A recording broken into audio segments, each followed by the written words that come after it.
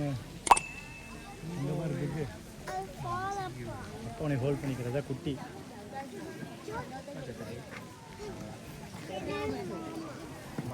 நாடா அங்கே இருக்காது.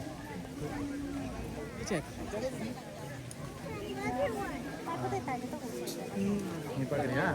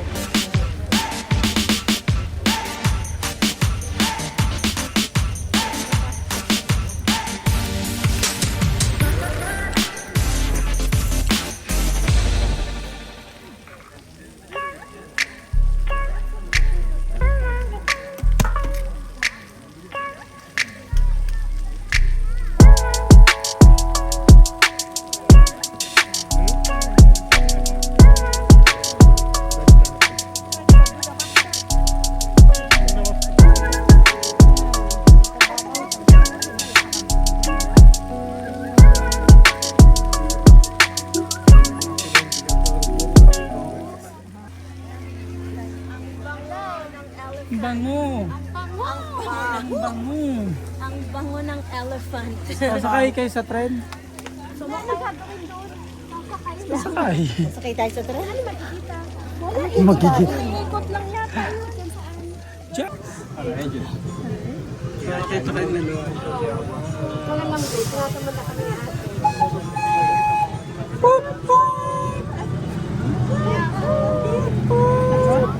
Good evening, everyone, and welcome to the Nature Boy Scenic Railway. My name is Quinlan, and I'm pleased to be your guide as we tour around the reserve. We're just about to enter a 40-acre reserve consisting mostly of open woodland. It serves as a natural refuge for any wild animals and bird games in southern Ontario. A friendly reminder that there is no eating, drinking, smoking, or vaping while on the train. As well as I ask that you do please remain seated with your arms, feet, and legs well inside the train bridge at all times. The Nature Boy Scenic Railway is intended as a scenic ride and not as an animal display. Therefore, it's only by chance that animals will be seen. So please keep your eyes peeled and your cameras ready.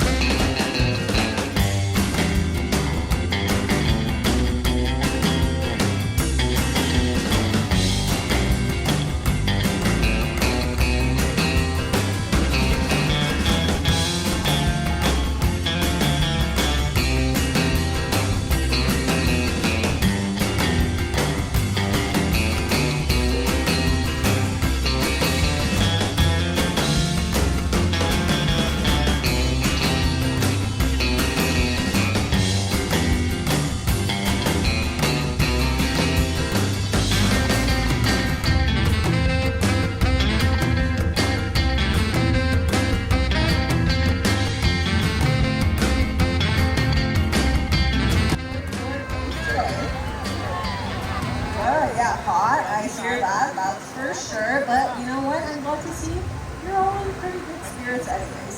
Now, I think I know what your expectations are. You're here to see a bunch of living parrots. And for sure, that is up on the job. We have a whole bunch of different species, a whole bunch of individuals to show to you. But there are about 10,000 species of birds on our planet. So please do excuse us. We have a couple of non-parrot special guests that we line up as well. Just couldn't really help ourselves. That's basically where we're starting off today with this guy coming in from the side here. His name is Howard. He's what we call a pearl-crested auricari. Now, Araucarias are the smallest members of the 35 different species of toucan in our world. And Howard is certainly the best looking out of all of them, if you ask me. Certainly looks like he's wearing a fashionable wig, but I assure you those are his own individually curled feathers. I don't mind him as he sticks his beak in the sunlight here. You can see he's leaning to the side with his wing out. This is just to make sure he can be more opportunistic when he's out looking for a meal. Now he's done some great flights out here and he's done a wonderful job opening up our presentation. What do you say? One more long flight home? Yeah, there we go. There's other species here at Safari. This is the lovely Levi. Now unfortunately, Levi has less than 500 pounds. Without ever having to do this program, Levi and her cousin Betty being very first year. That was back in 2018. All these years later, we've been able to add 8 other successful matches. Now, these 10 trips are already going to make a massive difference in the survival of your species. But ultimately, we are not just aiming to breed them, we want them repopulating in the wild again. We're taking a giant step towards this in September of 2023. We sent 8 of our bluefits down to Namibia to take place in a breeding program there in their own native habitat. Now, eventually, the offspring that are created from those individuals will be the individuals released back into the wild, and we have all of your beautiful smiling faces to thank for this, of course. Just by looking up and choosing to come to Safari today, you have supported us in our conservation efforts, and you have become conservationists yourselves. So on that note, please give yourselves a great big round of applause. Looks like Levi certainly approves as well. Now, Levi's already up nice and close, and from the Kusanaz, I'm willing to bet we've got a scarlet macaw coming in from the right here. This is Fever. She's going to join Levi up at the front.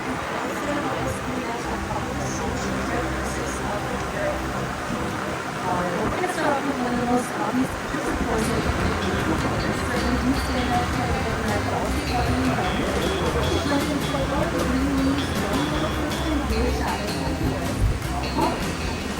Next up, all birds have zygrodactyl toes. What exactly does that mean? Well, we certainly know, and we're about to show you, because the forward 2 toes will act. This bird will have one front and one in the back. What does that mean for a bird? Well, they have an excellent grip on their perches and branches, even allows them to use their feet much like we use their hands, especially while they're eating. So they're in a larger treat, right into the foot it goes, small bites go down the hatch, and you can tell that we have a lefty over there and a righty over here. Fun fact in the parrot world, they are predominantly left-footed like Levi and Fever here, because Levi and their bill is pretty large and powerful. They love to eat nuts, so lots of the opportunity to crack open those nuts. So strong though, it is also used like a third foot. Basically quite acrobatic by nature, helping them to conserve some energy as they maneuver their way through the canopies of the forest. They're not trying to fly everywhere they're going. They have the ability to find quite readily to build their habitat. Now when they are flying, of course that's a beautiful sight. Their wings will allow them to top speeds at about 50 to 60 kilometers per hour as fast as they're driving through the towns and the cities that we live in. And well, how do they steer that plane? There's no steering wheel on board, but there kind of is.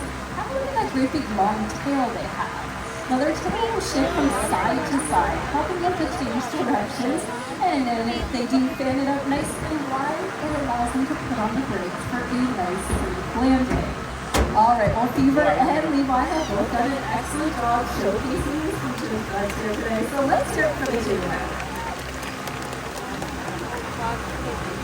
Now our next parrot certainly is not as large, certainly is not as colorful, but don't let that fool you. Reggie knows what his superpower is, and that is his extreme intelligence, being a close relative to the perfect race who have their intelligence compared to 5-year-old children. So you're quite smart, aren't you, Reggie? Of course he is. Now, parrots are known for their ability to speak under 30 days, and a single girl alone has to use about 1,500 words. Certainly not Reggie Swallow, because he's a man of very few words, but to be called a silent, very quiet hello. Could barely even hear that hello today. Now, it is that ability to learn how to speak that does make them a desired pet. Now, unfortunately, that means you're also victims of the illegal pet trade, trapping these birds from their native habitats to try and sell them in other countries. Luckily, it's illegal, and where it is still happening, there are organizations in that they are working towards having this bird be able to survive in their natural habitats. And I know Reggie finds it pretty exciting too, don't you? That's right, he is happy to know that there are people around this world fighting for him, but this species found all the way on the other side of the world in Australia, Indonesia, as well as the surrounding islands. Her name is Petey, and she is a cockatoo, one of over 20 different species of cockatoos that we do find on our planet. But being a parrot means she speaks as well with a voice very different from parrot phonology. So we'd love to give you an example of that by getting her to greet you with a simple hello.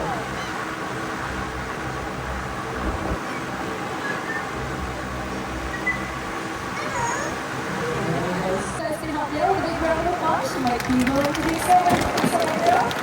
Did you show off your feathers today? No? There they are.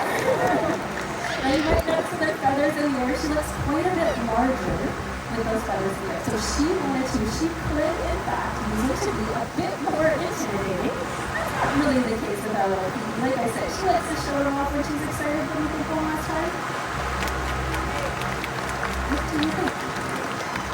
Yeah, that's what I was looking for. A little dance there with those feathers. Certainly was doing a great job showing off the music today. That was Petey, our umbrella cockatoo. Now we're going to take a break from parrots. So I'm going to set her aside and we are going to look at a couple of birds more closely related to your average chicken. Blasting in from the back, a pair of holiday guinea fowl. Comfortable walking and running along the ground. They're able to top speeds on most of the legs at about 35 kilometers per hour. Now here in North America, people will keep them around their property for one reason in particular. They're only laying eggs like chickens that you can consume, but they're feeding and eating on ticks in your backyard, helping to keep you and your family a little safer as you wander around your property. Now here at Parrot Paradise, simply a little bit of comic relief, and I think they've done that for us today. So time to head on home, ladies. Off and away they go, our holiday guinea fowl. Alright, well they've made way for the next individual in our presentation who happens to be an icon of beauty across the globe. So, hate to put you all to work once again, but we do like to give him an entrance that matches this reputation. If we can all create a drum roll together, let's clap our hands, stomp our feet. Get it nice and loud for the national bird of India. Here it comes. Alright, now this individual's name is Parker. You got the entire species is known as the Indian peafowl. Males are former peacocks, males are peahens, young are peachicks. Now we're also sure she's a male because while they do look very different than the peahens, he still has beautiful bright blue coloration to his head, neck, and chest. The larger the training means the older the peacock, which is maximally slender when they reach about 5 years of age, and that means that they're really, really good at surviving, so they'll be more attractive to the peahens. Now he does drop each one of those feathers at the end of the breeding season in August, so you're catching them just in time. Don't worry though, you'll see it regrow every January for the next year. Now he's off the way, but why don't we give it up for Parker today? What a beautiful bird. Man-made nesting sites, such as the one you see on the side of our barn here with our thread and pepper climbing on out of it. Now, our partners in conservation, the World Parrot Trust, use these nesting boxes all to provide these nesting boxes for our breeding pairs, and I've certainly had success in doing so. Such is the case with this next individual coming on out. This year is Arthur, our 11-year-old green-winged macaw. Now, he hatched out right here at Safari all those years ago, and so did his mother way back in 1990. Now, Arthur is the athlete of our presentation today. I'm going to show you all how amazing it is to see in the claw. There go the grapes. What a beautiful landing by Arthur today. Let's hear it for Arthur. Now we show you a lot of amazing characteristics of parrots so far during our presentation, but they are best well known for exactly one thing. Can you guys tell me what that might be? Yeah, talking and speaking, of course. Now, just like we're able to learn multiple languages as humans, we're listeners. Now, we've got two experts up there today. On your right, we have Fernando Ariel Nate Anton, and on your left is Sally Ariel Fernandez. Let's see what they have to say. All right, they certainly have lots to say, so we are going to start off by greeting you all. Serious Wasabi and Fernando, what do you have? As you can tell, polar opposites in their personality. Now they do like to introduce themselves by their name, so go ahead. Spicy Wasabi, and like Fernando likes to use his nickname, Nando.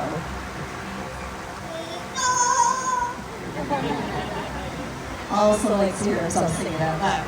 Now, Wasabi's pretty polite, though. He has a question he asks every single audience.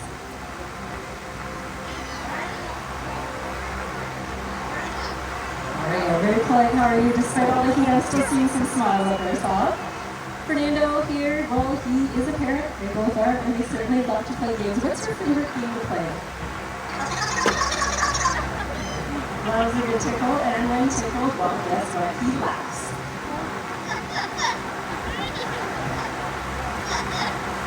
That's right, gets a few chuckles out of that. Now, parents are known for picking up on sound effects that we hear often. So one thing we have to do a lot of, drink a nice cold glass of water, or about 10, on these hot summer days.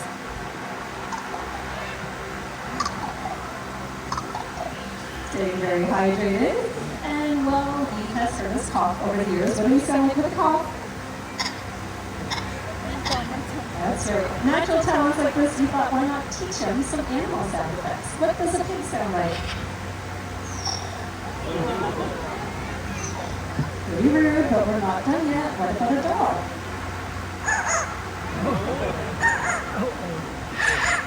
Not going to scare anybody. Now, this young man has a single sound effect to contribute, and it's usually a crowd pleaser. Give him a kiss. That's right, showing his appreciation for everyone visiting here today. Now, they're obviously talented, they're musically talented too, so we are going to start off by warming up the Wasabi's boys.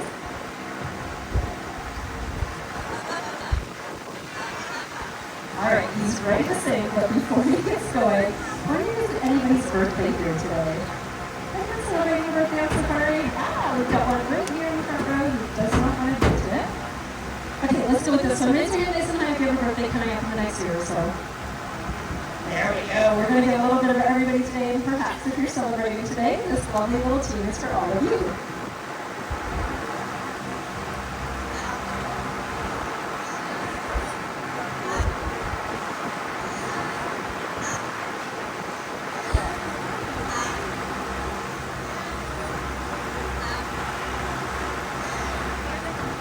All the words, none of the rhythm today. Alright, Fernando has a song that we love to sing, but we are going to have to start off by tuning him in. I'm not going to give you any ideas what his song is, let's see if you can guess it. Alright, tuned in, ready to go? Let's sing.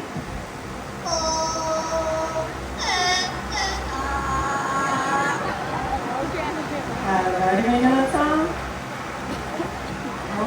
That's right.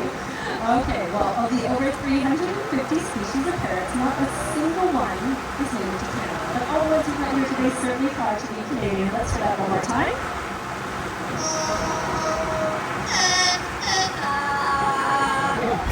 Not too bad for Greenberg. Give it up for Fernando today. Maybe proud to be Canadian, but our little Wasabi is very proud of where he lives. So much in fact, it is his favorite thing to say to everybody, where do you live?